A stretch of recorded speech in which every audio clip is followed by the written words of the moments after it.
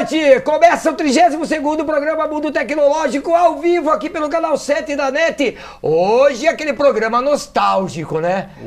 Só de coisa velha, só de velharia, né? É o programa que eu mais gosto de fazer aqui, é o programa Nostalgia Tecnológica. Por quê? A gente já falou aqui de computador da década de 40, já falamos de equipamento da década de 40, 50, 60, 70, 80 e até os 90. E hoje a gente mudou um pouco o foco, né? Ao invés de a gente fazer um programa voltado para a área de computadores, como a gente já tinha feito na área de nostalgia, hoje nós vamos trazer Nostalgia Games. E a Nostalgia Games hoje é uma nostalgia voltada, né, para muitos assuntos aí dos games antigos. E eu trouxe aqui dois especialistas, lógico que são meus parceiros, que num ato e num desato de mim, eu chego para eles e falo assim, viu, eu quero vocês aqui, então eu preciso que vocês venham aqui. A galera vem, participa, entra, né? Seja bem-vindo, meu amigo Guilherme Pena e Vitor Falasca. Começando com o Guilherme, né, que tá meio podrão. Aí ele falou que tava meio podrão, agora já tá melhor? Como que você tá? Boa noite aí, rapaziada do Mundo Tecnológico. Tava zoado, final de semana passei inteiro ruim, ontem também tava um pouco ruim, né, na hora que mandei o e-mail lá pra você. Aí tomei uns medicamentos aí, aquele negocinho básico lá que a gente sempre usa e tá normal de novo. Já tá pronto pra outra? Já, pronto pra outra. Já saindo daqui já vou tomar outra já. Já vai tomar outra? Outro medicamento ou outro... Aquela pinga com mel. Ah, pinga com mel. Tô ligado na pinga com mel. Meu amigo Vitor Falasca, suas considerações iniciais. Muito boa noite a todos os telespectadores, boa noite Deoclésio, o pessoal que tá na plateia. É uma satisfação voltar aqui novamente no programa. Sempre que você chama, a gente tá sempre de volta aí. E vamos lá, vamos bater pra frente esse tema aí. Muito bem. Nessa parte de games aí, a gente tem que falar um pouco de Nintendo, de Sega, de Sony, de Microsoft, né? Então, começamos por onde? Bom, a gente vai começar falando da primeira briga, né, que a gente tem conhecimento aí de videogame, que foi quando o mundo gamer meio que se dividiu, né? Era entre Mega Drive e o Super Nintendo, né? O Super Nintendo que foi lançado aí em 80 e 90, né? A gente tem o Mega Drive sendo lançado entre 1988 e 1989 e o Super Nintendo nos anos 90, especificamente falando, ainda como Super Famicom no Japão. Antes dessa geração ainda, né, a gente tem o Master System e o NES, propriamente dito, que é o primeiro grande, o que a gente chama no Brasil de Nintendinho, mas não se consolidou uma briga efetivamente porque a própria Sega estava se consolidando no conceito de briga de mercado, de fato. Então ela tinha um videogame, mas ela não conseguia efetivamente brigar. Aí quando a gente tem o lançamento do Mega Drive e depois, posteriormente, do Super Nintendo, aí se consolida de fato uma disputa do mercado japonês, que vai atingir o mundo todo nesse conceito de ter qual é o melhor videogame, quais são os melhores jogos, principalmente, no quesito produtora independente. Sim, até porque o Mega Drive se consolidou muito aqui no Brasil pela Tectoy, né? Que a Tectoy, ela pegou os direitos de vender, então ela fabricava o jogo, e então você via aí o Mega Drive em tudo que era loja, né? Casas Bahia, Pernambucanas, o antigo Mapping, né? Lá em São Paulo. Então por isso que veio essa primeira grande briga, né? Que a gente teve. Mas a briga mesmo se consolidou foi na próxima geração, que a gente chama de terceira, que foi no ano do Nintendo 64 e do Sega Saturno, né? E depois de um tempo é que o PlayStation com a Sony veio também para essa briga. Mas a primeira de fato, que até o primeiro vídeo, que é o do Nintendo 64, é que realmente se consolidou com a briga. Aí o cara do ano aqui vai falar Ele é o cara do ano, mas só que antes de você falar da cara do ano, né, o cara do ano, eu tenho que, logicamente, o negócio foi tão... Pegou no clima tão pesado, porque hoje, por exemplo, eu tô fazendo rede social, coisa que normalmente eu não faço. Cadê a Azuca, né? A Azuca não tá aqui hoje, eu tô cobrindo o lugar da Azuca, né? Então, mas a gente tem que divulgar nossas redes sociais, lógico, né? Nosso Facebook aí, os nossos canais aí de atendimento aí pra galera mandar suas perguntas. Então, vocês que querem participar com a gente, facebook.com/programa Mundo Tecnológico. O nosso WhatsApp que é o 15996712515. Manda uma pergunta lá, manda as questões aqui para os nossos entrevistados. Curta a nossa página lá, manda um joinha para nós lá. O Caio não tá aqui também, né? Eu falei que um dia eu quero fazer um programa com o Caio e a Zuca junto na rede social. Imagine o que vai dar isso aqui.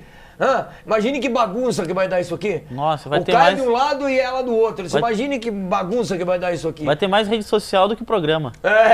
E também estamos transmitindo ao vivo aqui pelo canal do Facebook da Máximo Comunicação e também através do nosso Facebook no Mundo Tecnológico lá. Então, quem quiser participar com a gente, só mandar as nossas perguntas aí e vamos que vamos.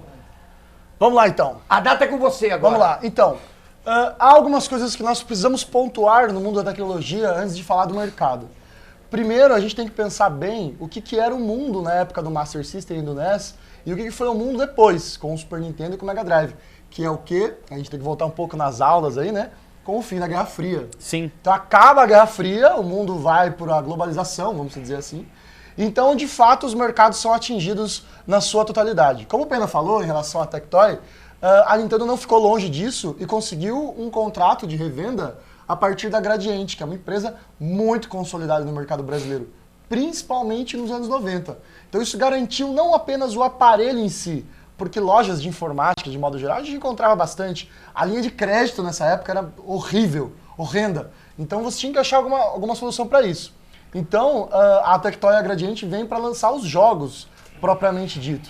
Então era muito comum você ir no supermercado já ia começar a surgir do lado das sessões de televisão que estavam começando, até aquelas televisões tubo grandona, né? 29 polegadas. Isso, tela não era plana, mas era uma tela reta, assim, né? E você começa a ter esses jogos surgindo. Entretanto, a grande rivalidade dos videogames que surge nessa geração, né, na terceira geração, dos 16 bits, está muito ligada aos mascotes. E uma coisa que poucas pessoas sabem é que o Sonic... ele foi criado propositalmente para ser uma competição com o Mario. Diferente do Mario, que vai surgir muito tempo antes em relação a outro jogo, e aí que ele vai se transformar no mascote da Nintendo. O que poucas pessoas sabem é que o primeiro mascote da SEGA era o Alex Kidd. Para quem não conhece, o Alex Kidd era um herói qualquer, uma criança, na verdade, e ele tinha o poder meio que de se esticar, vamos dizer assim. E como era uma questão naquela época do Japão de contra a violência, etc., assim como o Mario, que você pula em cima para matar os seus oponentes e que não tem sangue nem nada, o Alex Kidd ele enfrentava os seus chefes através do Jokenpô. Então você tinha que, para duelar com o seu vilão, assim, uma disputa de Jokenpô. Eles perceberam que não ia dar muito certo o Alex Kidd na geração do Mega Drive e acabaram, ainda no Master System, ainda fazer essa renovação.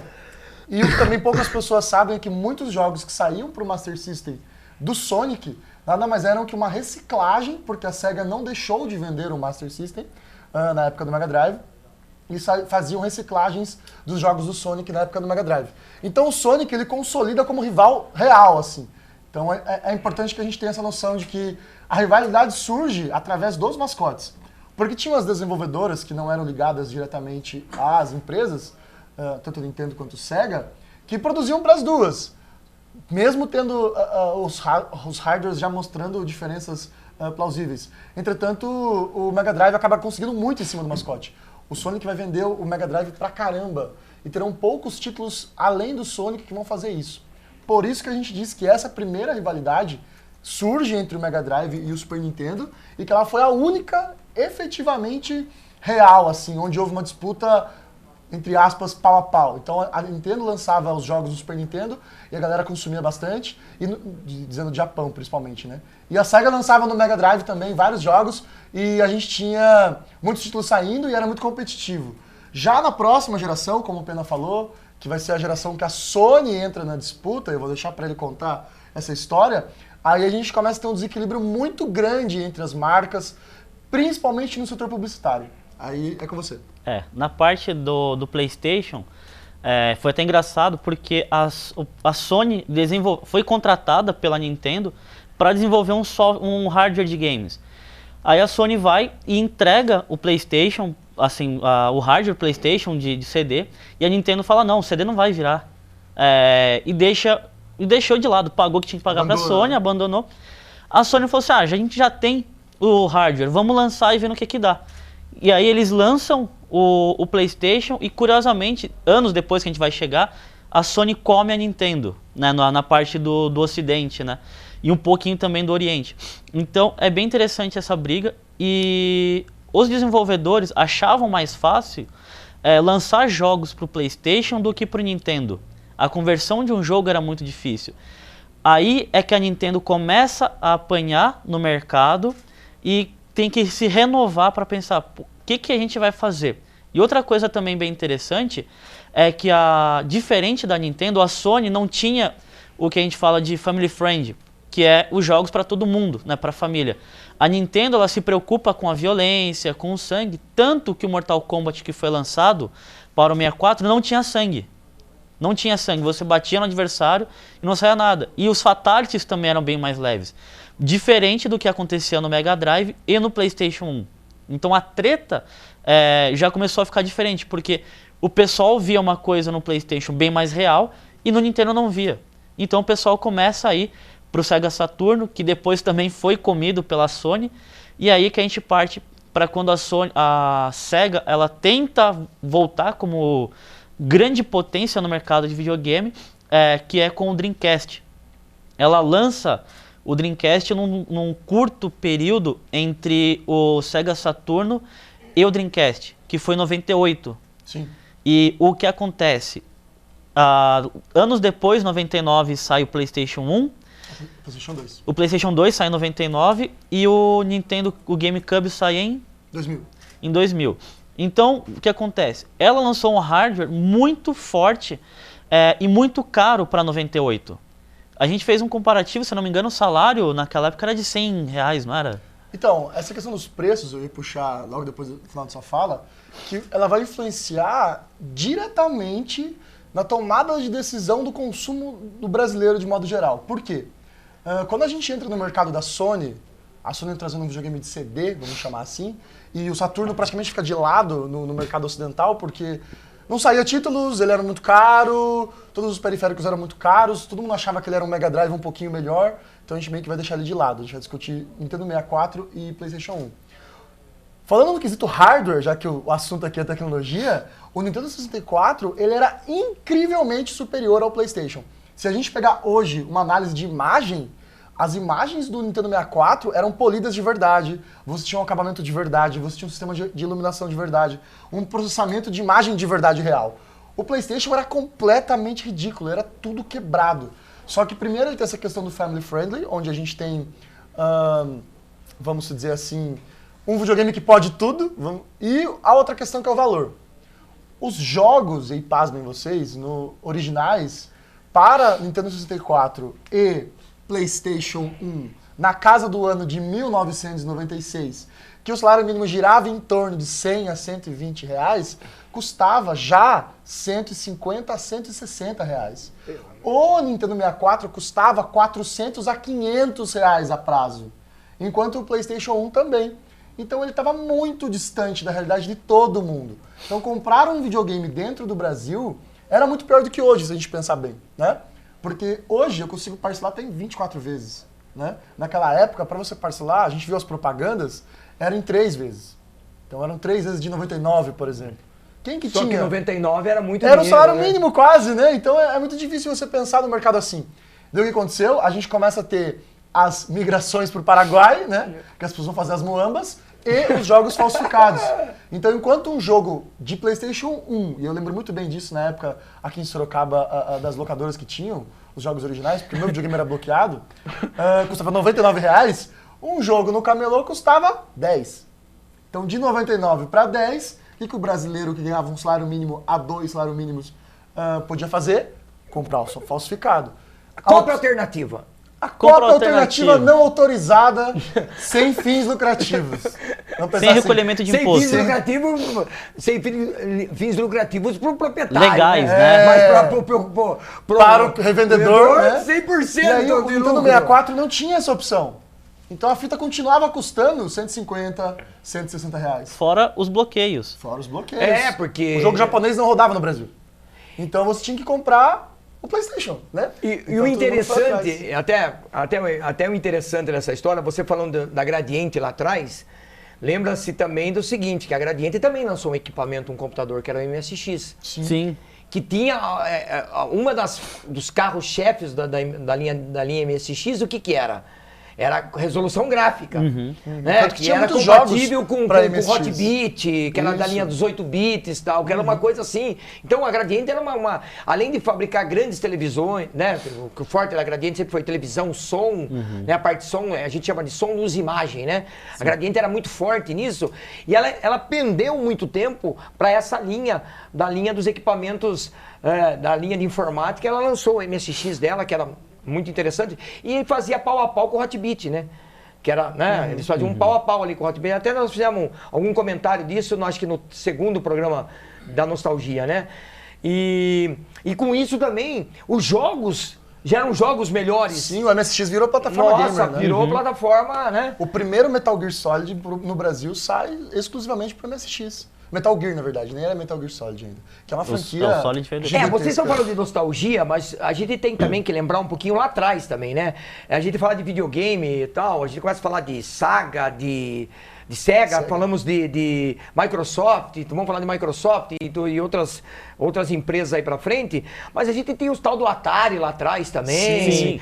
né? Os de Smack antigão lá. É que nessas épocas não haviam concorrências. Não tinha. Porque era só aquele equipamento e no Brasil, telejogo, especificamente falando... eu lembro de telejogo, no Brasil cara. era impossível. Uma pessoa que tinha um Atari, Nossa ela era o evento Senhora. da rua, né? A Não, televisão era o evento da rua. Então, eu tinha um amigo meu que tinha um telejogo e a gente usava numa televisão Philips preto e branco, cara. É coisa mais... O controle era um negócio quadrado. Era uma base com Nossa, leme, né? com um negócio...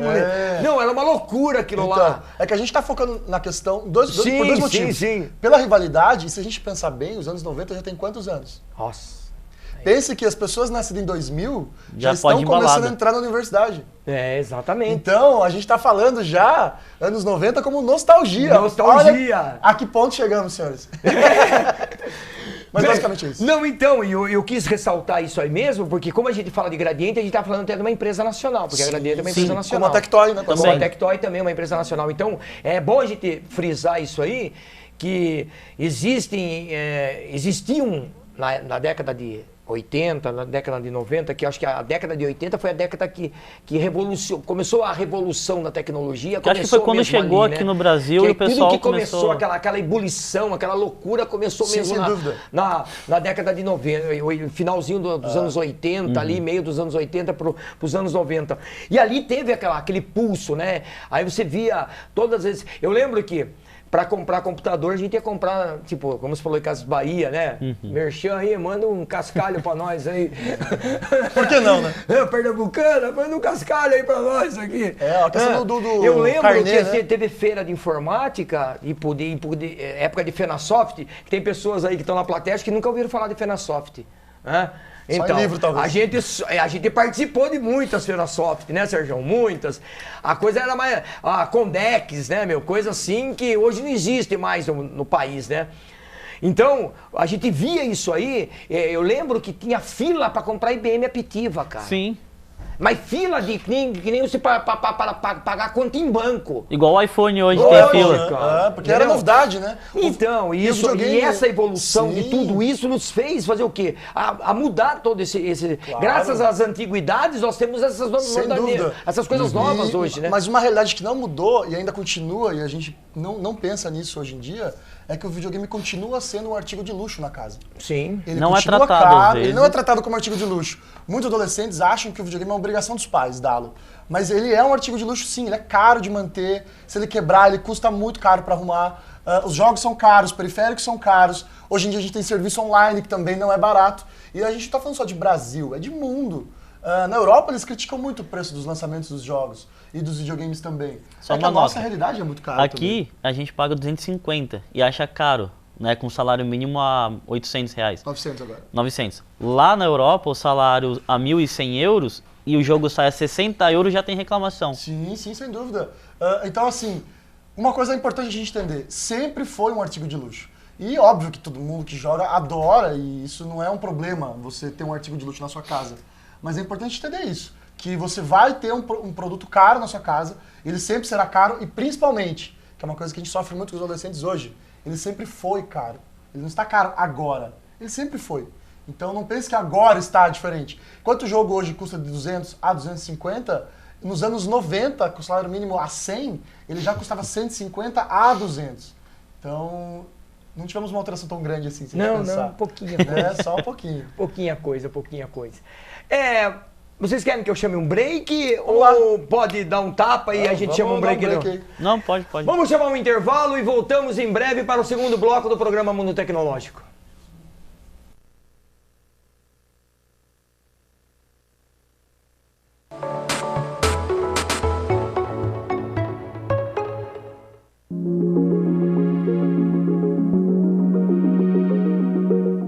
Impressão de fotos é na Matrix Digital. Impressão em papel fotográfico com alta qualidade. Prazo de entrega em 1 hora. Você consegue enviar as suas fotos sem sair de casa. É só clicar e enviar pelo site matrixdigital.com.br. Aqui você encontra as opções ideais para fazer um presente personalizado e oferecer um objeto inesquecível em datas especiais. Impressão em papel colchê. Álbuns, porta-retrato, tamanhos padrão e fora de medida. Impressão em grandes formatos. Fototelas, tamanhos personalizados. matrixdigital.com.br.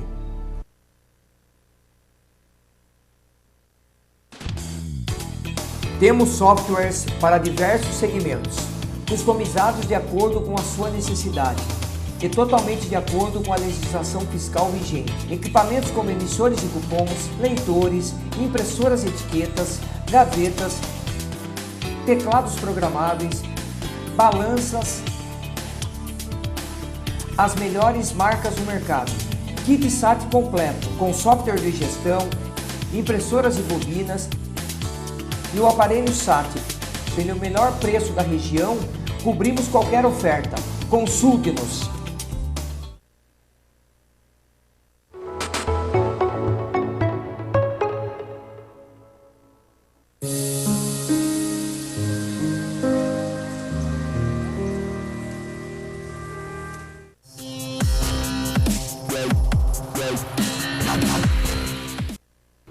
Boa noite, voltamos para o segundo bloco do programa Mundo Tecnológico ao vivaço aqui pelo canal 7 da NET.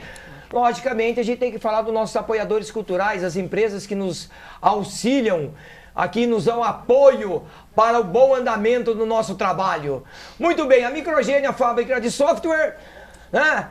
Precisando de cupom fiscal, SAT fiscal, conversa lá com a senhora Cristiane, ela vai dar a melhor solução para vocês. Vidartec, Vida e Arte e Tecnologia, com o meu querido fotógrafo aqui de prontidão, o meu querido amigo Sérgio. Viu?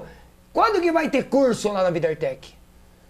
Tá sempre começando o curso. Sempre tá começando, mas você não fala o dia que é, você precisa falar para mim o dia que é. Uma tabelinha pra você. Tá bom. O FIT, a Flextronics lá, Instituto de Tecnologia, um abraço ao meu amigo Renan e ao meu parceiraço Santucci.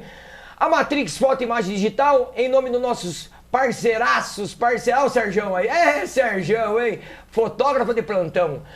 A Matrix Foto e Imagem Digital, em nome do nosso amigo Edson, Valéria Lúcia, o Parque Tecnológico Sorocaba, o Colégio Portal do Éden, Ensino Fundamental 1 e 2, aonde inspira-se tecnologia e robótica. Instituto Federal de Ciência e Tecnologia, um abraço meu amigo Bruno. Não essa semana, o último programa do mês de maio é com vocês, as meninas da tecnologia. Muito bem, antes da gente dar procedimento ao programa, eu tenho que falar de um evento que vai acontecer nesses dias aqui em Sorocaba, na UFSCar, Sorocaba.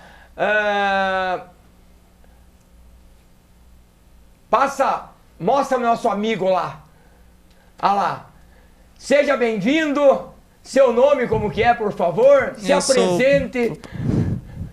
Eu sou o Pedro. Primeiro eu gostaria de agradecer a oportunidade para a gente estar aqui. Esse aqui é o Tom. Nós dois somos alunos da UFSCar aqui de Sorocaba. A gente faz Ciência da Computação. E esse evento ela é a SECOT, é a Semana da Computação e Tecnologia, que já está em sua 9ª edição. É um evento anual que é organizado pelos alunos do curso, por uma comissão. A gente tenta conseguir um patrocínio, tem ajuda de professores, mas é quase que inteiramente pelos alunos. E ela vai acontecer aí semana que vem. A gente tem palestras, minicursos, tem uma competição. Vai ter empresas grandes até participando, a FIT, a Microsoft, a GFT, empresas da área. E vamos também tratar de vários assuntos. Vai ter palestra e curso sobre internet das coisas, vamos falar sobre inteligência artificial, sobre user interface. E assim, é um evento aberto, é gratuito e qualquer um pode participar. Pode ser estudante, pode ser profissional da área. A gente tem palestras técnicas, tem palestras mais simples. E, bom, para participar eu vou passar aqui para o Tom, que ele vai falar um pouco. A Secote acontece segunda, dia 15, começa segunda e vai até a quinta-feira. As inscrições começam na terça-feira, na terça-feira, desculpa, na quarta-feira, amanhã. Elas começam meio-dia e elas vão até domingo. Se você quiser, você estiver muito ocupado, você pode ir lá casualmente, sem inscrição, só que você não vai participar dos sorteios que a gente faz com as pessoas que estão inscritas. E também... Tem mais alguma coisa? Então é isso, fica aí o convite. Mais uma vez agradecer a oportunidade. O site do evento é secote.com.br, que é onde é feita a inscrição. E você também pode ver no Facebook, que a gente solta todas as palestras que estão tendo, que é só procurar Secote. A página, o link é secote.fiscar. E na página também do programa Mundo Tecnológico, se você for em eventos, tem um cartaz que você pode clicar e já te redireciona para a página. Então é isso aí, compareçam, tem certificado para as palestras e vai ser muito legal, vai ser bacana o evento. Vamos lá, aonde que vai ser? Vai ser na UFSCar mesmo, no prédio da UFSCar ali, sentido que vai para Salto e Pirapora, ou aqui do lado do Extra? Vai ser do lado do Extra, bem lembrado, a gente acabou esquecendo de falar. É na rua Maria Cinto de Biag, no Jardim Santa Rosália, do lado do Extra Santa Rosália. É um prédio, tem estacionamento. Pela lateral ali, né? Sim, pra quem sim. sai pela lateral, né? Uhum. Os horários, lá no site já tem toda a definição dos horários de palestras, tem todo esse procedimento, já tem lá. O horário do evento começa que horário e que termina que horário? O evento é, então, das 10 até as 6 da tarde, certo? Tem uma pausa de 2 horas para o almoço e mais uma pausa de 20 minutos para um coffee à tarde, que aí a comissão que oferece para quem for. Oba. E é aquilo, tem palestra que tem 1 hora, tem curso que tem 6 horas, então todas essas informações é ver pelo site, é ver pela página do Facebook. E você pode marcar, ir só nas palestras que tiver interesse, fazer a inscrição, não é nada obrigatório todos os dias, ficar o tempo todo. Então, tá aí o convite para todo mundo que quiser participar. O programa Mundo Tecnológico vai fazer uma cobertura lá do evento, a gente foi convidado. Primeiramente, obrigado, Pedro, pelo convite junto com a gente. Pode contar com a gente sempre que vocês puderem aí, né? Nos eventos de tecnologia que tiver, porque o nosso programa é sobre tecnologia, a gente inspira isso aí, né? Então, o programa vai fazer uma cobertura lá, não do jeito que a gente queria que fosse, né? Tipo uma cobertura abrangente, mas a gente vai fazer uns tópicos lá, vamos ver algumas palestras que são interessantes para a gente entrevistar as pessoas que vão dando palestras, que vão estar fazendo essa cobertura das palestras. E aí fica o convite. A partir do dia 15, então a partir de quarta-feira, agora já está disponível no site, pode fazer o cadastro lá pelo site, faz o cadastro no site lá, para participar dos eventos, para participar das palestras. A partir do dia 15, então é 15, 16, 17 e 18, né? Do dia 15 ao dia 18. Pessoal que está nos ouvindo aí, participem. Um evento maravilhoso, quem curte tecnologia, é uma grande oportunidade de estar de frente dos melhores ali dentro, né? Então, olha lá, ó, inclusive está no site aí, eles já estão disponibilizando para nós do site aí, ó. A galera que vai participar, as pessoas que vão, os palestrantes aí.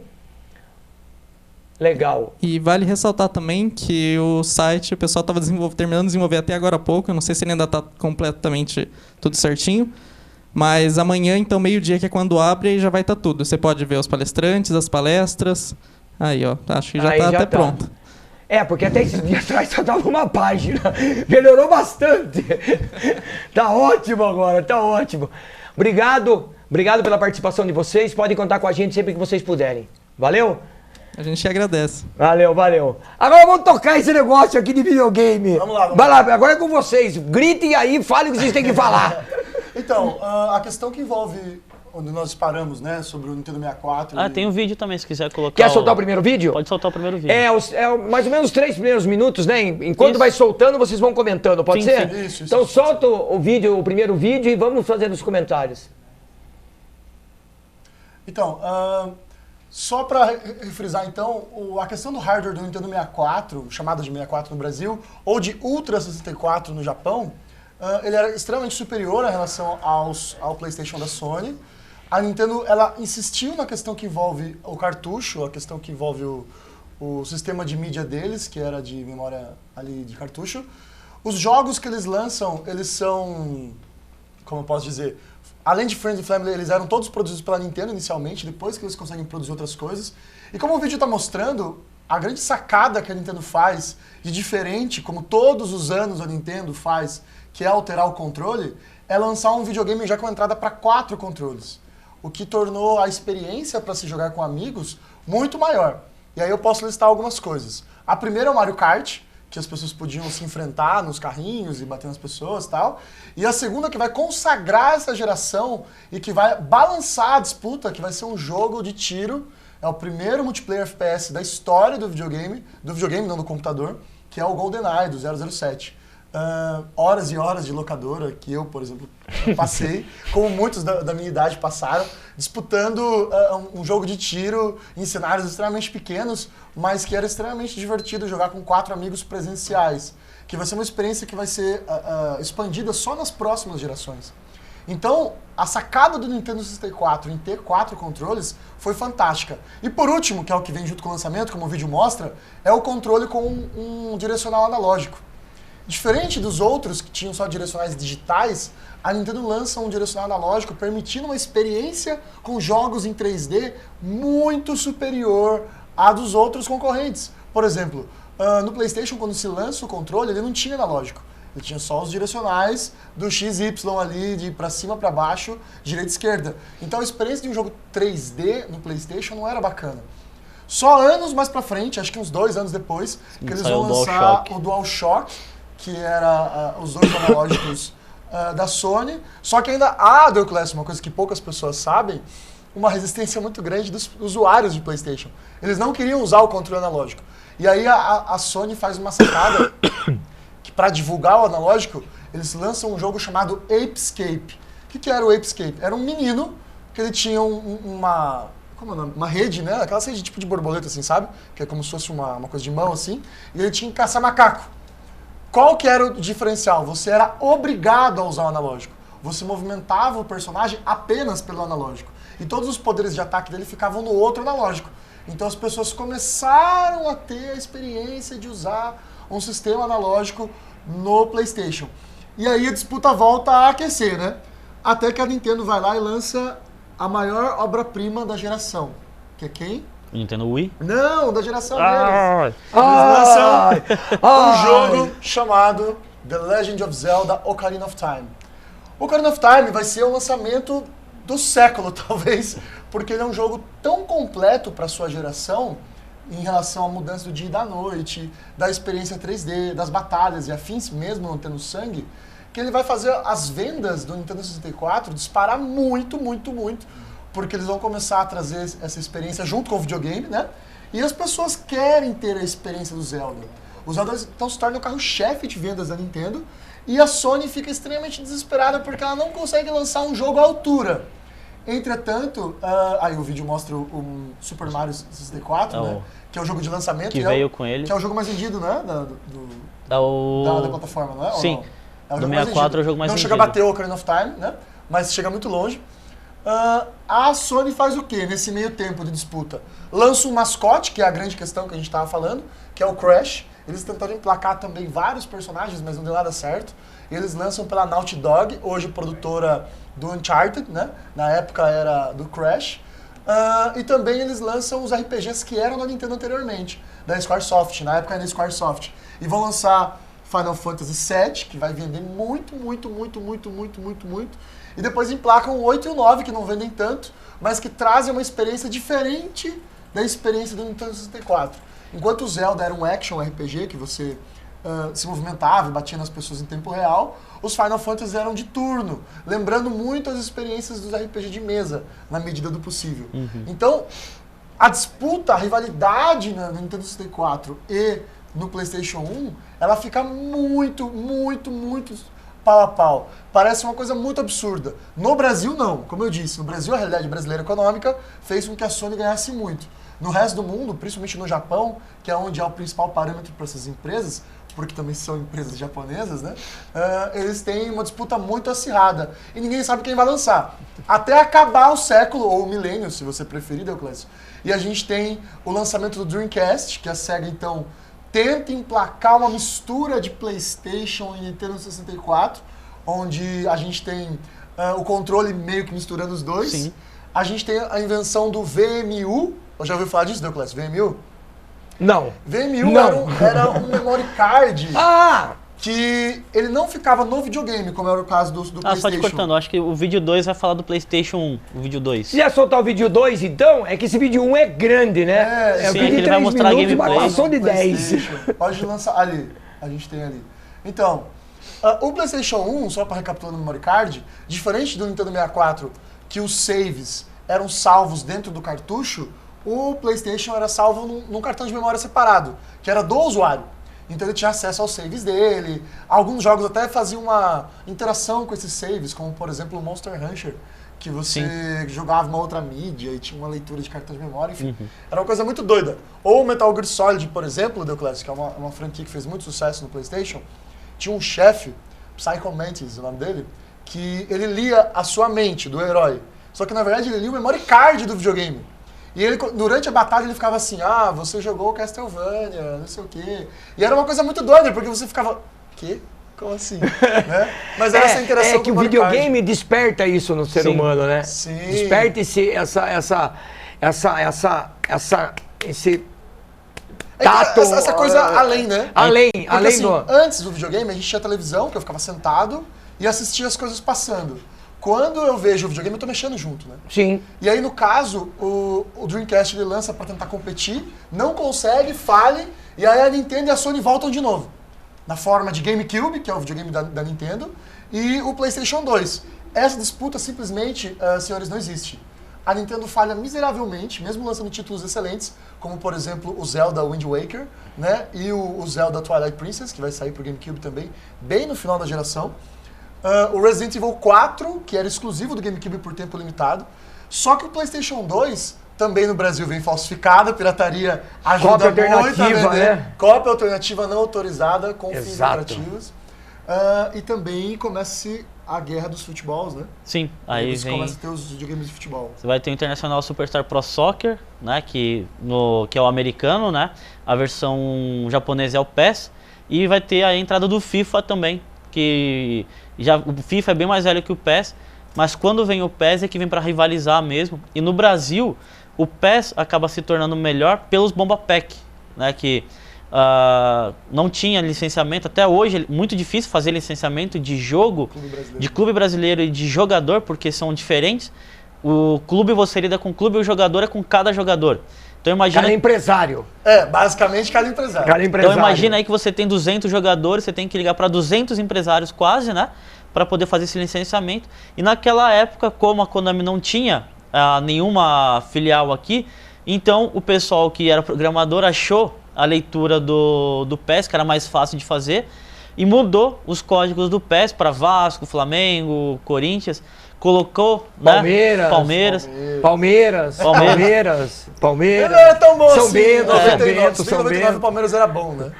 Aí foi e colocou, né, a camisa, os escudos, os emblemas, e aí é que o PES se sobressai o FIFA devido a isso.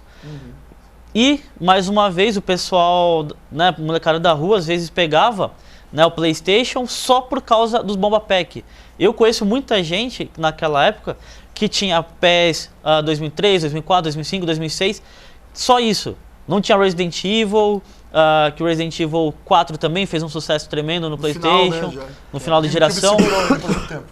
Então, você tem toda essa briga, mas, como a gente falou, o PlayStation, a Sony, ela come a Nintendo de uma forma que a Nintendo não consegue mais. Inclusive, a Rare tenta ajudar muito com jogos exclusivos, Mas é aquele esquema, o povo não quer mais family friend, o pessoal já queria, Tem violência. como GTA também. Sim. Né, No caso do então- God of War, por exemplo, ele vai estourar no PlayStation 2, né? Aham. Por ser uma violência absurda. E aí a gente tem um outro panorama, que é o novo rival da Sony nesse momento. Que aí o Ocidente fala, não, agora a gente vai disputar com eles. Que é o a vídeo Microsoft. 3, se eu não me engano. Tá. Vídeo 4, desculpa, não vídeo sai 4. pra Então pode soltar o vídeo 4 aí pra nós, Vamos ver só se qual que é puder. Como o nosso tempo é curto, eu acho que esse assunto é que eu falo sempre assim, a gente sempre deixa o gostinho de querer mais, né? Sim. O nostalgia de games é pouco. No nostalgia de informática, da parte de computador, nós fizemos 3 e não conseguimos, tipo, tentar falar muito. 4. Vídeo 4. Aí a gente tem o quê? A gente tem a Microsoft, que é uma empresa que acho que você conhece muito bem, Ah, né? isso eu conheço bastante. E cresceu muito, acho que você também sabe disso Bastante. muito bem. E ela resolve querer uma fatia do mercado de videogames. E lança o que a gente chama de Xbox. O Xbox... Em casa, eu tenho um Xbox. Então, o primeiro Xbox, ele era enorme. Que Era uma coisa caixa, bizarra, realmente. Era literalmente uma X. caixa. O controle não era nada usual, era um negócio gigantesco, com uma bola verde no meio que ninguém sabia para que servia. Entretanto, ele tinha um segredo. E poucas pessoas descobriram isso, descobriram no final. Já era possível no Xbox instalar os jogos. Então você tinha como ter esse jogo com uma leitura um pouco mais rápida. O que permitia para o Xbox, de novo em relação à Sony, ter um potencial gráfico muito superior. Você pega os comparativos do Xbox e do PlayStation 2, do GTA 3, por exemplo. Né? O GTA 3, a bicicleta é muito... A bicicleta era redonda de verdade no Xbox. Esse daí é a promo do Xbox, a 360, né, a geração depois que a gente vai falar, que é justamente quando entra a live. Né, Que a é o live. conceito de jogos online, né? Então a disputa da Microsoft com o PlayStation 2, ela começa, mas ela não termina. Ela vai surgir para a próxima geração, que vai ser nos anos de 2005 e 2006, com o lançamento do PlayStation 3 e do Xbox 360. Que é quando a Microsoft diz, não, a gente vai entrar mesmo, a gente vai ganhar esse negócio mesmo, e a gente tem dinheiro para sobrar. Esse né? é o grande lance, Então a gente ter vai o comprar dinheiro, um monte né? de gente, né? Vamos ter E a tem grana. uma nota bem rápida, só falando, que a Microsoft, se você pegar os filmes antes do Xbox 360, o pessoal dos filmes estavam jogando PlayStation. Quando a Microsoft entra, o americano tem isso de fazer o uso das suas coisas, 90% dos filmes até Séries, 2010, o pessoal tá jogando Xbox 360.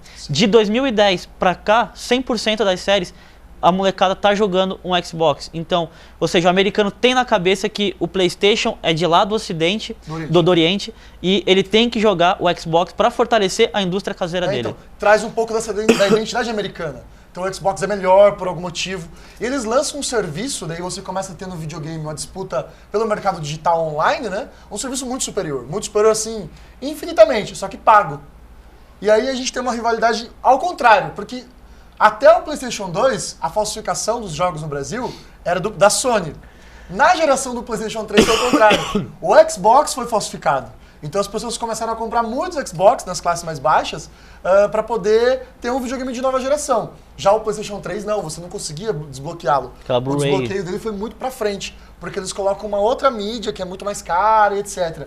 O que vai trazer para nós uma ideia de que o brasileiro ainda depende de um consumo paralelo para poder existir, né? Isso que a gente nem está falando de PC, né? Que torrents e etc, né? Para poder estar dentro e ligado nas coisas. Ainda é muito difícil. Por isso que eu insisto naquele conceito que eu falei no começo do programa de produto de luxo. É muito caro, sempre foi caro. E a gente tem essa disputa que tá até os dias de hoje, que daí já não é mais nostalgia, né? Que daí continua a Microsoft e Sony se degladiando hoje, disputando empresas, né? Que agora a disputa deles não é mais pelos fãs, mas sim por empresas que vão ser exclusivas no mercado do videogame deles, né? Quem vai ser exclusivo, do que, etc. E aí Então, já era que nem ele falando, é mais nostalgia. Beleza, continua. Então, só agradecendo aqui o Gladson, que mandou um abraço para nós aqui, o Eduardo Clemente, que nós fizemos um programa com ele sobre desenvolvimento Sim, de eu lembro games, dele. muito legal. É que agora é tipo assim, As redes sociais. As redes sociais bombam aqui. O Aaron Soares, o Djalma Freitas e o Wellington Júnior. Abraço Mandaram a todos abraço aí. para nós aí. Abraço. Espero que vocês joguem videogame também. Com certeza, pelo jeito, todo jogo. Pode bacana, continuar, bacana. pode continuar. Não, aí já deixa de ser a nostalgia, que passa para ser os dias atuais, que é justamente o que ele falou. A Sony e a Microsoft, elas acabam comprando as empresas para ter conteúdos exclusivos. A Microsoft, diferente da Sony, ela começa a comprar conteúdo. Ou seja, o FIFA tem o Legends, né, que são jogadores lendários, que só tem na Microsoft. A Eidos, então ela tem um contrato com a Eidos de que a maioria dos jogos da Eidos ficam durante 1 ano e meio exclusivos da Microsoft e depois é que vão para outras plataformas. Já a Sony não, a Sony trabalha diferente. Ela trabalha com empresas para ela, ou seja, com Uncharted, com Horizon, Gran Turismo, que são jogos exclusivos dela. Ela paga mais para essas empresas para que as empresas forneçam jogos somente para ela. Já a Microsoft não é tão fã disso, tanto é que os exclusivos da Microsoft são bem menos. Halo, Gears of War, Forza, que é para competir ali com eles, mas não é o forte da Microsoft. A Microsoft gosta de pagar as empresas para desenvolver conteúdos exclusivos. E aí, só para concluir, Deoclésio, a gente começa a ter não só uma briga, que o tema é rivalidade, entre os consoles, mas entre os fãs, né? A gente vai ter, da virada de 2010 para frente, um conceito chamado fanboy, né? Os que era dos anos 80, né? Aquela questão das brigas entre a galera que gostava de tecnologia X ou Y. E hoje a gente tem os fanboys, os istas, né? Os caixistas e os sonistas. E aí quem gosta de Xbox procura argumentos a favor do Xbox. Quem gosta de PlayStation procura argumentos a favor de PlayStation e esquece do principal, que é se divertir todo mundo junto, né? E que seria o conceito inicial do videogame e todo mundo fica brigando por isso. Mas basicamente então a rivalidade sai das plataformas e chega entre as pessoas. E é isso aí. Então, sabe, chegou uma pergunta aqui. Hoje em dia, qual é o console que vale a pena comprar? E quais os jogos podem ser jogados? Depende, no meu ponto de vista. O que você quer? Você quer jogar com seus amigos? Essa é uma pergunta do Sérgio Roberto de Souza. Então depende. Você quer jogar com seus amigos fisicamente? Compre um Nintendo Switch. Se você quer jogar online, ter uma experiência online fantástica, o Xbox ele participa muito disso. Você tem uma experiência muito grande em relação a isso.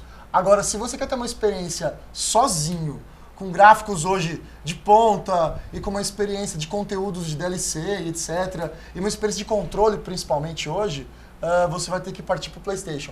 E depende também de quanto você quer gastar, né? Você quer gastar haja bolso, né? Então. Porque, o bolso assim, é o que manda, né? Se você quer gastar muito, aí você vai ter que ir pra Xbox, porque ele é um pouco mais caro mesmo. Agora, se você quer, de fato, dar uma economizada, esperar umas promoções online, o PlayStation é melhor. Então é muito relativo. Depende muito do que você quer fazer. É pro seu filho, a Nintendo é altamente recomendada. Qualquer uma. Agora, se for só pra você, um adulto, jogos de violência, a Sony passa muito na frente. Sim. Eu acho que eu tenho mais opinião. Estamos acabando, temos 56 segundos. Passou rápido, né? Hoje foi muito rápido. Guilherme, suas considerações finais. Obrigado pela sua participação. Veio de São Paulo pra cá, como sempre, parceirão. Eu que agradeço aí o pessoal do Mundo Tecnológico, o pessoal que veio aí também, que vocês têm um ótimo evento. Semana que vem vai ser sucesso. É o 9º já que vocês estão fazendo, é isso? Parabéns aí que venham mais 90, né? Deixar um abraço para todo mundo. Se inscrevam lá em youtube.com/pena no controle. Valeu. Você? Muito obrigado de novo, Deoclésio, pela participação. Uma honra estar aqui. Muito obrigado a galera que veio. E é isso aí. Se inscrevam no meu canal no YouTube também, que é youtube.com/pede pra nerfar TV, ok? Tem um TV ali no finalzinho. Muito bem, está acabando mais um programa Mundo Tecnológico, ao vivo aqui pelo canal 7 da NET. Semana que vem temos um programa diferenciado. Esperamos a hora certa para anunciar a partir da meia-noite de hoje. Já vamos saber o novo programa que vai estar disponível. Fui!